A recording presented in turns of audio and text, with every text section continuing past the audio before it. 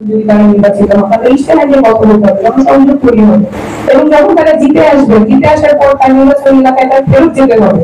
সে যদি ভুল করে তাহলে জনগণের কাছে তিনি দায়বদ্ধ হবে, তিনি যদি ভালো কাজ করেন তাহলে জনগণ তার প্রতি প্রশংসা করবে। এবং এইভাবে এক ঝাঁক নারী নেতৃত্ব আসার সুযোগ ছিল, কিন্তু আনফরচুনেটলি আমাদের অভ্যুত্থানের পরে যে পদ্ধতিতে এইভাবে সিদ্ধান্ত হলো সেটা দুর্ভাগ্যজনক, যে এই রুলটাতে এটা ডিসাইড হলো যে আসলে এইভাবে সম্ভব না, এরকম সরাসরি ভোটে এখন নারী নেতৃত্ব সরাসরি নির্বাচনের মাধ্যমে করা সম্ভব না। সেই রুমে কিন্তু 1% 2% নারীও নাই, অভ্যুত্থান যারা করেছিলেন তাদের প্রতিনিধিত্ব নাই। যারা এই সিস্টেমের মাধ্যমে এসেছে, অর্থাৎ নারী বান্ধব না এমন পরিবেশের মাধ্যমে এসেছেন, তারাই ডিসাইড করছেন যে নারীরা পারবে কি পারবে না। আমাদের এই ফাইট আজকে শেষ না, আমাদের এই ফাইটটা চালিয়ে যেতে হবে, যাতে আমরা যে পদ্ধতির কথা বলছি নারী নির্বাচন সরাসরি নির্বাচনের মাধ্যমে নারী প্রতিনিধি আসবে, সেটা আমাদের করতে হবে। এবং আরো কি কি স্ট্রাকচারাল চেঞ্জ আমরা করতে পারি নিজের ঐক্যবদ্ধ থাকার মাধ্যমে, সেই ব্যবস্থাটা আমাদের নিশ্চিত করতে হবে। শেষ যে কথা বলতে চাই যে আমরা অনেক সময় নারীর ইস্যু বলতে, নারীরাই কথা বলতে, নারীরাই ইস্যু বলতে চিন্তা করি। আজকে মনে অনেক পুরুষ আছেন, সেটা দেখে আমি আশা নিব এবং আমি আশা করবো যে সামনের বক্তব্যগুলোতে পুরুষ স্পিকাররাও থাকবেন এবং আমাদের সেমিনারটাতে উপস্থিত আরো বেশি থাকবে, কারণ নারীর ইস্যু শুধু নারী না, নারীর ইস্যু সবার। এটা একটা জাতীয় ইস্যু, নারীরা পিছিয়ে থাকলে জাতির অগ্রগতি সম্ভব হবে না। তাই সবাই ঐক্যবদ্ধ থেকে আমাদের নারীরা যদি সক্রিয়ভাবে রাজনীতিতে এবং জাতীয় জীবনে অংশগ্রহণ করতে পারে, সেটা আমাদের নিশ্চিত করতেই হবে। সকলকে অনেক ধন্যবাদ।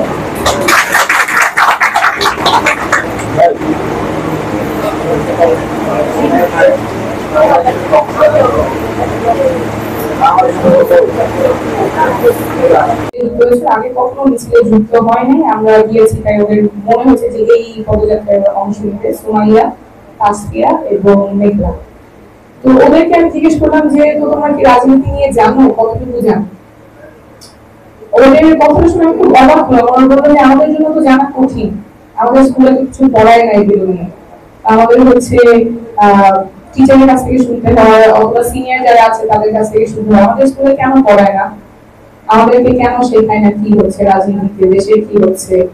তো এই যে ছোট ছোট মেয়েরাও চিন্তা করছে যে দেশের কি হচ্ছে, ওদের অধিকারগুলো কিভাবে পাবে, দেশ কিভাবে চলে, রাষ্ট্র কিভাবে চলে, অধিকারগুলো হরণ হচ্ছে কিনা, এই যে নতুন একটা জোয়ার এসেছে, ছেলে মেয়ে সবার মধ্যেই আমরা দেখেছি। বিশেষ করে মেয়েরা হয়তো আগে রাস্তায় নামেনি, আগে কথা বলার সুযোগ পাইনি, তারাও যে সামনে আসছে, এই ব্যাপারটা আমাদের লালন করতে হবে। ওরা যাতে রাজনীতিতে থাকতে পারে, দেশ নিয়ে ভাবতে পারে, রাজনীতি না করলে দেশ নিয়ে ভাবতে পারে, কথা বলতে পারে, এবং সেই পরিবেশটা যাতে তৈরি হয় সেটা আমাদের অবশ্যই নিশ্চিত করতে হবে। আমরা নারীদেরকে যদি পিছিয়ে রাখি তাহলে দেশের অগ্রগতি সম্ভব না। আমাদের সমাধানের পথ তো অনেক, আমি দুটো স্পেসিফিক বিষয় নিয়ে আলোচনা করব। একটা হচ্ছে পরিবেশ। আমরা অনেকেই বলছি যে নারীদের রাজনীতিতে আসা প্রয়োজন, পাবলিক লাইফে আরো বেশি সক্রিয় ভূমিকা রাখা প্রয়োজন, এটা অবশ্যই প্রয়োজন। সাথে সাথে মাথায় রাখতে হবে পরিবেশটা কি তাদের জন্য নিরাপদ কিনা।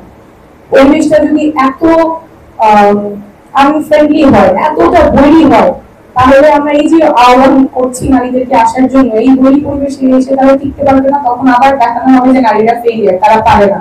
সুযোগ ছিল কিন্তু এসেছে, টিকতে পারে নাই, কিন্তু টিকানোর যে কোনো ব্যবস্থা সেখানে ছিল না, কোনো পরিবেশ সেখানে ছিল না, সেই কথাটা আর সামনে আসবে না। আমাদের অভ্যুত্থানের পরে অনেক নারী ঘরে ফিরে গেছেন, অনেক নারী এখনো আছেন, রাজপথে আছেন, অনেক বাধা বিপত্তি সত্ত্বেও রাজপথে আছেন। প্রতিদিন বিভিন্ন ধরনের মিথ্যা অপবাদ, মিথ্যা প্রপাগান্ডা তাদের বিরুদ্ধে করা হচ্ছে, তারপরে ওনারা আছেন।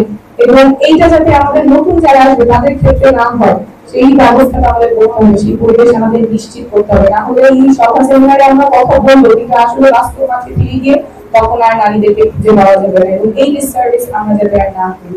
এবং আমি চাইবো সকল রাজনৈতিক দল, যুব শক্তি, এনসিপি, আরো যারা রাজনৈতিক দল আছে, রাজনৈতিক পক্ষ আছে, সবাই এক হয়ে নারীদের সুস্থ, সুন্দর, নিরাপদ পরিবেশ তৈরিতে কাজ করবে।